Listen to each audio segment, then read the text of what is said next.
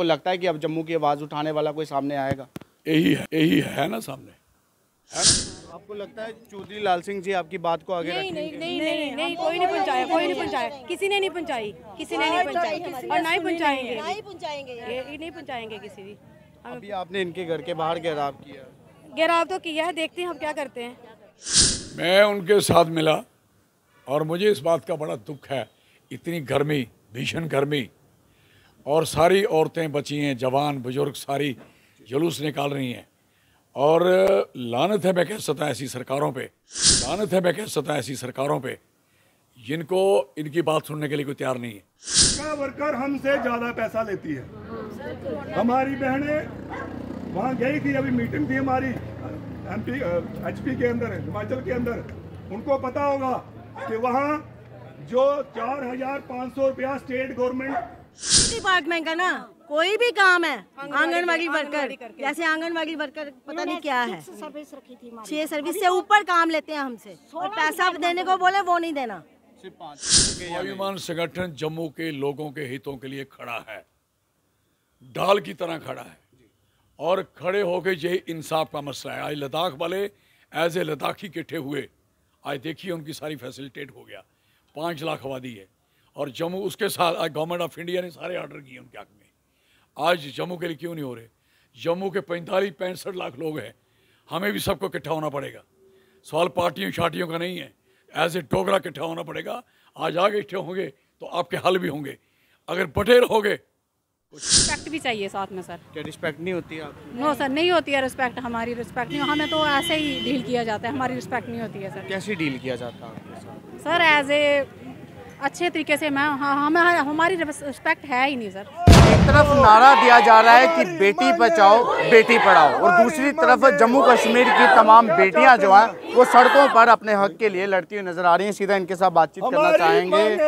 फिलहाल लगातार प्रदर्शन जो है वो यहाँ पर किया जा रहा है। आज चौधरी लाल सिंह जी के घर के बाहर इन्होंने घेराव किया था।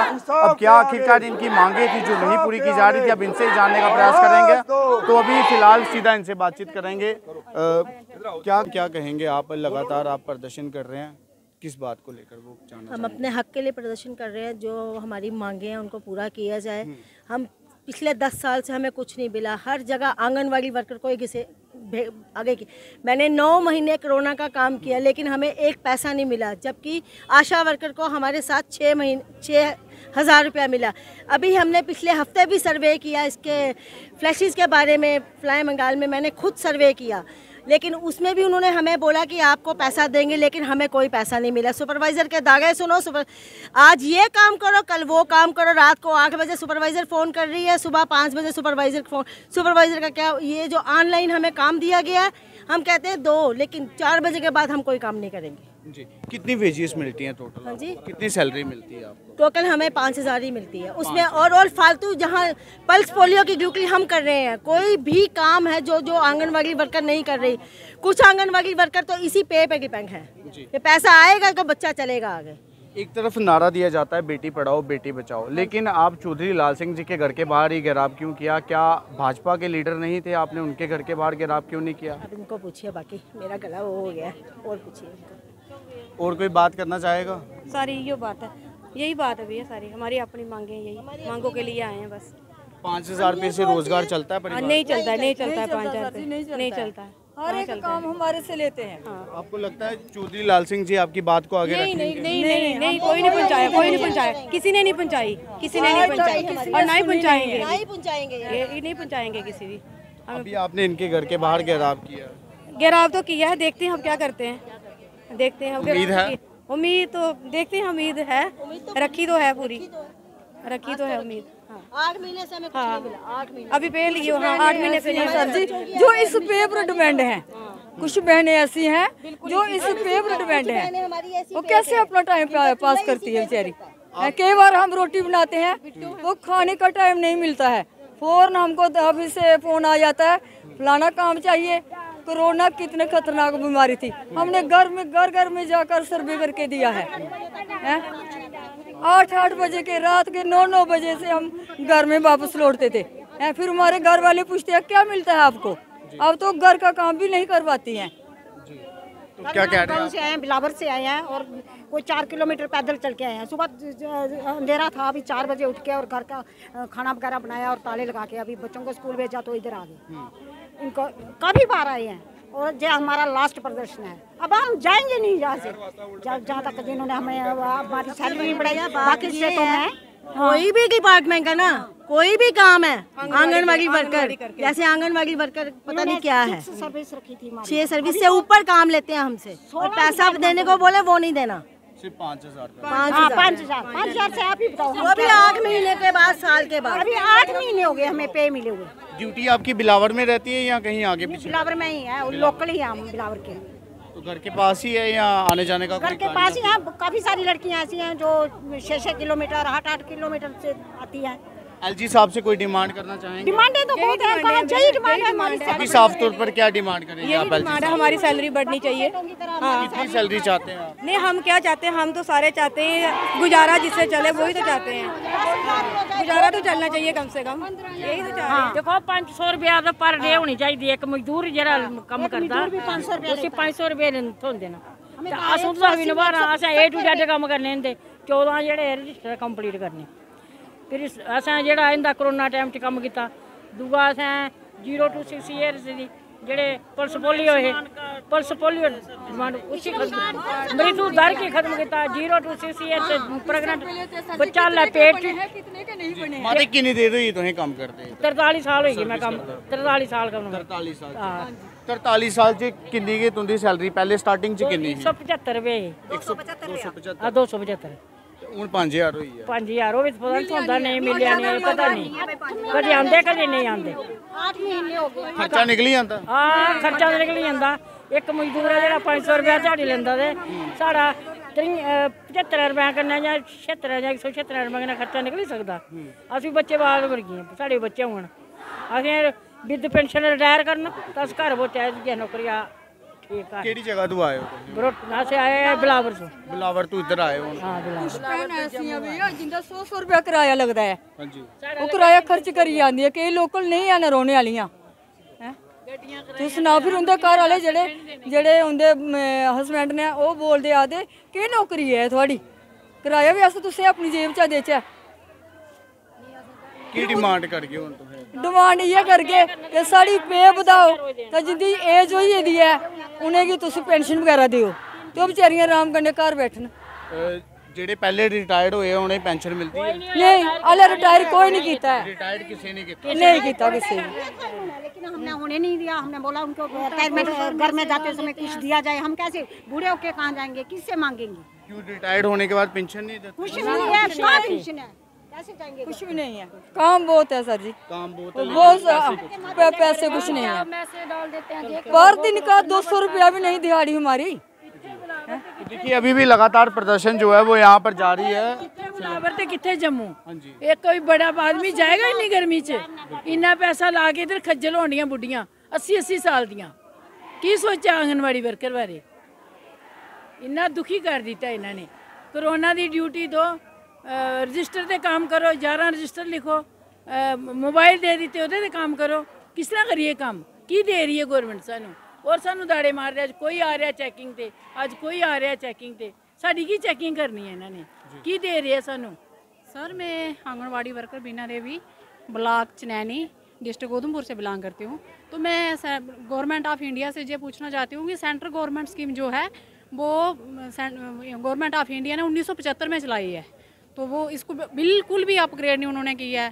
जैसे SSA है, ये सर्व शिक्षा अभियान, ये जो 2005 में चला है, तो गवर्नमेंट ने अब वो मुलाजम समझो 60-70 हज़ार के मुलाजम है वो बंदे, तो हमारे लिए कुछ नहीं करती है ये सेंट्रल गवर्नमेंट। क्या है ये हमारे साथ? अभी भी इतनी सैलरी मिल रही है? हाँ हमें तो उतनी ही सैलरी, वो भी 8 महीने के या 5-6 साल के बाद कोई 1000 रुपया बढ़ा देते हैं, ऐसे ही करते हैं आए हैं 1975 से।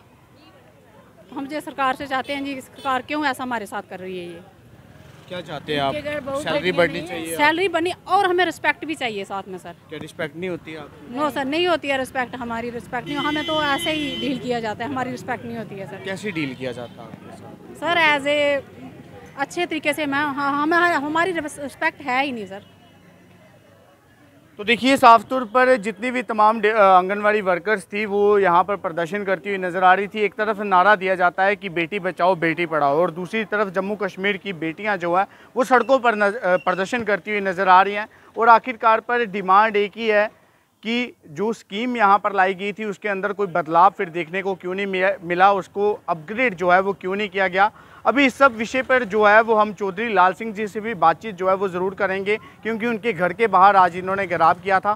तो अब सीधा चौधरी लाल सिंह जी के पास चलते हैं और उनसे बातचीत करते हैं और जानते हैं कि आखिरकार क्या इन आंगनवाड़ी वर्कर्स को उनका हक मिल पाएगा या नहीं। तो चलिए चलते हैं चौधरी लाल सिंह जी के पास। इस वक्त चौधरी लाल सिंह जी हमारे साथ हैं, सीधा इनके साथ बातचीत करेंगे। सर, जितने भी अगर हम बात करें आंगनवाड़ी वर्कर्स हैं उन सब ने आपके घर के बाहर जो है वो प्रदर्शन किया, क्या कहेंगे आप इस सब को लेकर? मैं उनके साथ मिला और मुझे इस बात का बड़ा दुख है, इतनी गर्मी, भीषण गर्मी, और सारी औरतें बची हैं, जवान बुजुर्ग सारी जुलूस निकाल रही हैं। और लानत है, मैं कह सकता हूँ ऐसी सरकारों पे जिनको इनकी बात सुनने के लिए कोई तैयार नहीं है। What is this? और लंबी लंबी डींगे मारना, लंबी लंबी बातें करना और एक छोटी सी बात का हल नहीं करना। अब इनको, इन औरतों को कितनी देर ये मरने देंगे यहाँ सड़कों पे? आगे पुलिस धक्का-मुक्की, कहीं इनको ये रोका जा रहा है, कहीं कुछ।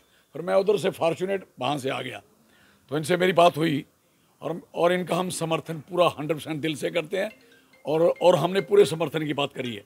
और सरकार को भी कहना चाहते हैं कि सरकार पूरी ईमानदारी के साथ इनके साथ इनका हल करे। और ये औरतें वो हैं जो गांव में छोटे छोटे बच्चों को खुराक देती हैं। आज मुझे बताइए जितनी हड़ताल चल रही है उन बच्चों का हाल क्या है, और इनके अपने बच्चे कितनी तकलीफ में हैं। और ये तकलीफ में क्यों है? महंगाई इतनी हो चुकी है, खर्चा इतना हो गया है, इकोनॉमिकली लोग वीक हो चुके हैं, वो सड़कों में नहीं आएंगी। ये 1400, 1500, 1800 की तनख्वाह पे क्या गुजारा हो सकता है?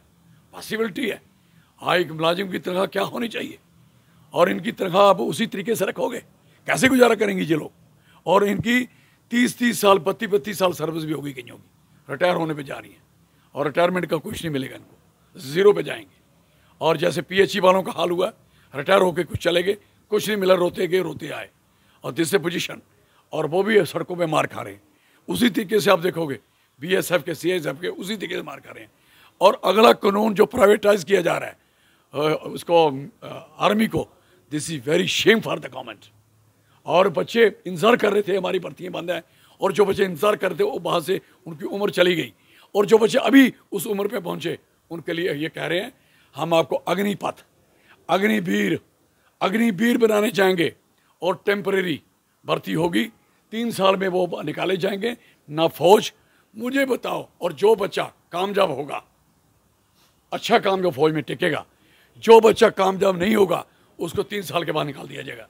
निकाल के बाद लोग कहेंगे तू फौज से निकल के आया ना, निकाला हुआ ना, उसका मुंह काला होगा उस देश में। मुझे बताइए ये क्या है? और जब आर्मी आप प्राइवेट करोगे तो देश कैसे बचेगा?